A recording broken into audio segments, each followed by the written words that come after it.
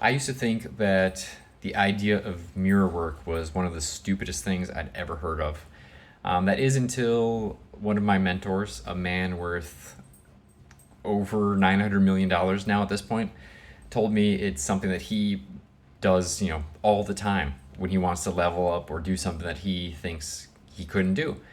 So I started doing it a few years ago, and it's been part of my, like, a staple now of my everyday routine, and the results are are weirdly insane.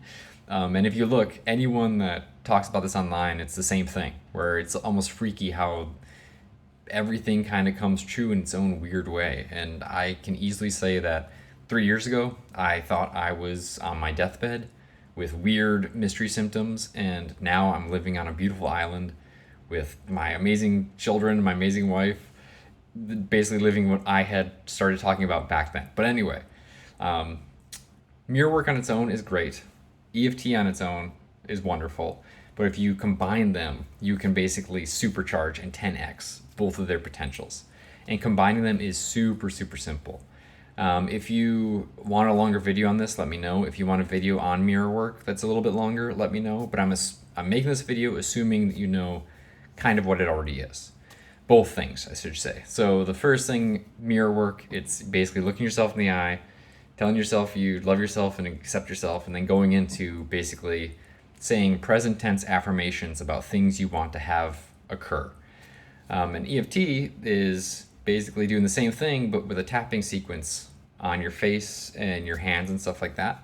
And how you combine them is super simple. And like I said, I can make a longer video about this if you would like. Just let me know in the comments. But essentially, you basically tap through the points as you're looking yourself in the eyes in your mirror and saying those nice things that you want to see come to fruition. It's super simple. Just go with the flow. Sometimes I write down a little cue card for the main points I want to hit on, like, my specific goals, but then I just let whatever wants to bubble up and be said, be said. You always want it to be positive. You always want it to be present tense.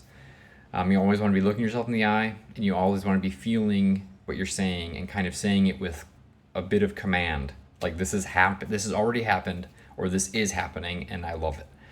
And then you basically just go through the points, and whenever there's a natural stop or like pause or place to punctuate your statement, you just move to the next point, and you just keep going around the cycle until you're done doing your mirror work, however long that takes. So try it out. I think you're going to be really impressed with the results and really happy you did it.